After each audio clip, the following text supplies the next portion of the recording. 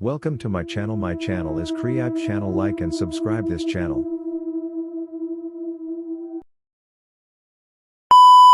God didn't answer my prayers, but something else did. Rachel and I were high school sweethearts. We met through mutual friends and hit it off like a house on fire. Our weekends were spent hanging out, enjoying each other's company. Our first big stumbling block came after graduation. We were accepted into different colleges 4 hours away. Most relationships would phase out at this point, but we persevered, meeting up as often as possible. The summer of our final year, we were already making plans about the next steps in our journey together through life.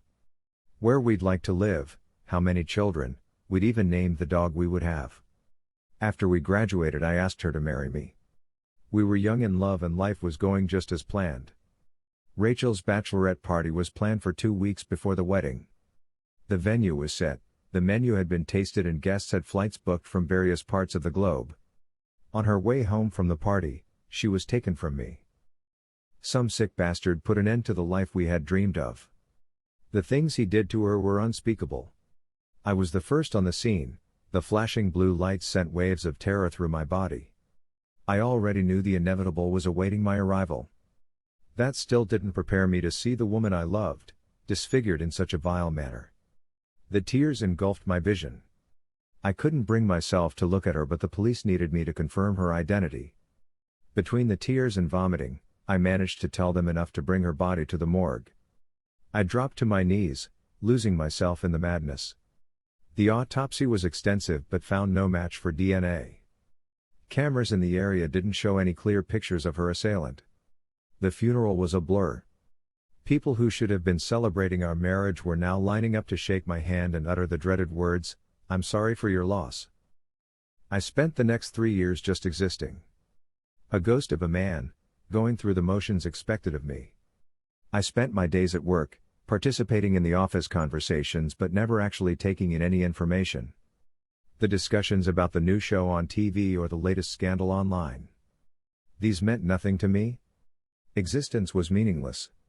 The fear of facing this life alone was crippling. I spent most nights in the fetal position hoping for a release. The next few years I spent trying to track down Rachel's killer.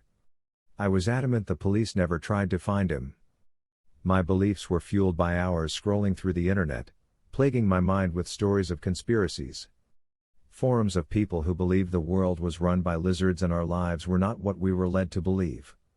I got involved with some dangerous people, those who spread chaos through propaganda and influencing those whose minds were malleable.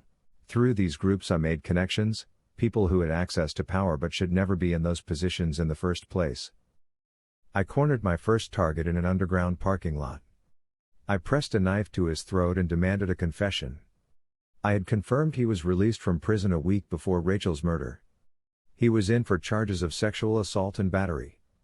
I wore a black balaclava and covered my face with my hood. I saw him leave his car and make his way towards the stairs to his apartment block. The lights were dim as I crept along the shadows, out of sight behind the side of a large SUV. As he neared my position, I launched myself towards him, pinning him to the wall. His eyes full of fear as the blade drew a trickle of blood. After questioning him relentlessly to no avail, I struck him hard in the jaw with the handle of the dagger, leaving him in a heap on the floor, his pants damp with urine from the fear for his life. I continued this routine on several more occasions, each time more intense than the next. I finally came to my senses after my encounter with my sixth victim of my deranged mind. A ragged young man, mid-20s, with the start of a September shadow visible on sections of his chin. I had progressed to breaking some fingers when my questioning wasn't getting the responses I had envisioned. This time I had gone too far. I left this man in a pool of his own blood, broken and bruised. I spent the next few nights praying for forgiveness. Life may feel like a pointless task, but I still was hoping for salvation at the end of the road. Prayers for forgiveness turned to prayers for strength, prayers to bring back some joy to my life. I prayed for a miracle, to bring back my love to the land of the living, to heal the wounds my soul had suffered. I continued in this vein for weeks, asking for some divine intervention to give me another chance at life with Rachel. My prayers were unanswered. The feeling of loss started to consume me once more. Not feeling any remorse or kindness for the almighty powers of the universe, I fell into a dark place. My connections I made online directed me towards more occult methods. I dove into the art form of witchcraft and satanic rituals in the hope of a trade my soul for a second chance. I studied rituals and summoning, in hopes of gaining access to one of the nights of hell. I spilt the blood of livestock, and said the words of power, but still no response. I scoured the forums for any information on a different method. I got in touch with many so-called scholars of the cosmos, each with a nugget of information that would help me summon Erzgotten, a cosmic entity who may grant wishes to those who can complete his trial. I contacted a gentleman by the name of Martin Wallace, a published researcher into the entities beyond the cosmos, to give me some guidance into the task I planned to undertake. Not much is known about the cosmic creatures, Erzgotten even less. Mark stroked his beard and thought. His hair had grayed years ago, but his beard still had a resemblance of black. I must stress the fact that one does not try to make contact with them lightly. Bringing them into our world may be detrimental to you. There are worse things in life than death. I would suffer an eternity of pain for a single moment more with her. I said, stone-faced. I don't doubt your resolve, Connor, or your motives, but I don't think you can comprehend what you are trying to accomplish here. For those of us who look deeper into these entities, we must accept the fact that they are omniversal. That there are other realities like ours in which they reside, a sliver of their presence in each and every one of them. That we have different versions of ourselves in other timelines living in tangent to us. Their torment of you may last a millennia, breaking you to the very essence of your being, across endless dimensions.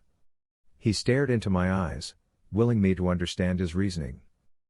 I have already begun on this course, I said, trying to hide the quiver in my voice. I'm just looking for some advice on how to ensure I have a chance at gaining his favor. My own God has abandoned me and the devil is too cruel to help. Sponsored content. Recommended by Know Your Future, free tarot reading. Know Your Future, free tarot reading. Sponsored, Astrozop.com. Advertisements. What you wish to seek will make any deal with the devil look like child's play. The ritual of summoning was long and arduous. The things I have done have excluded me from any redemption. I have defiled all that is humane. I will not be disclosing the steps, as to do so would endanger each of you that reads this. Once you know the steps, you feel compelled to complete them. As the last task was complete, I called out to Erzgotten, asking him to grant me my one wish, accepting what he may ask of me. I stood there, on the edge of a cliff at the end of the world, staring out into the endless sea. I waited for some time with no sign of any otherworldly presence. As I turned to leave, defeated and full of shame, I noticed I could see a disturbance in the skyline above the horizon. The sea began to change color, first red then green followed by purple. My eyes spun furiously. As they came into focus once more, I noticed I was looking at myself from ground level. My eyes had dislodged from their sockets. The sight was sickening as each iris's viewpoint shifted independently. My body began to dismantle and rebuild in human form. I could feel a presence overtake me. The words do not exist to describe the feeling of horror as every fiber in my body rearranged itself. The physical agony was only outweighed by the psychological torment I endured as my mind collapsed under the weight of incomprehension. Erzgotten had made his presence known. My mind shattered as Erzgotten tried to communicate with me. I experience every painstaking death known to man for an eternity and an instance all at once. He rebuilt my consciousness in a way in which I could perceive his words in thought. Images and feelings were how we communicated. I can only describe it as forcing me to understand his meaning. He addressed me as the summoner of Erzgotten. His title was Erzgotten, the disruptor of existence, and I was his tether to this plane. I begged him to return my lost love to me. I put as much will behind my thoughts as possible. I flooded him with pictures of the two of us and the lives we envisioned. He was not able to comprehend the emotions of man, but could understand my wish to return a soul from the dead. He described how his influence over my strings of life were limited by my alternate forms across other realities. If those strings were to be reduced into one, he would then be able to grant my wish. To do so, I would need to endure the trials. I accepted his proposition without any further explanation. Whatever he required I would do. He formed an image in my mind of countless versions of myself fighting one another, severing a string each time one falls. I was now the requester of the trial, and it was made known to my counterparts. We would meet at random occasions, within the next rotation of the star of my planet. A one-on-one contest of will and determination, until only one remains. These meetings would happen across all timelines. Each version of myself fighting to remain. He showed me an image of one contest already taking place. An older version of myself, missing an eye from a wound received years ago, fighting a version of myself no older than 10. They were aware that I was the cause of their torment and they hated me for it. The contest could only be decided by weapons formed in the shape of points. I took this to mean blades. The concept is not familiar to Ertsgotten. His presence retracted into the outer reaches of the universe and my mind began to return to normality. I was aware that I needed to prepare for the oncoming challenges. I write this entry and hope you may never seek a meeting with this eldritch horror. I currently sit at my laptop, covered in the blood from my first challenger. A version of me who had lived a long life. He knew who I was the moment he appeared in my room. His eyes burned with hatred unknown to most. Unfortunately for him, he was so far in years he barely had the strength to raise his arm in defense as I slashed his throat with my blade. I am resisting the urge to sleep as I fear that when I close my eyes, the next challenger will have his chance to take my prize as his own.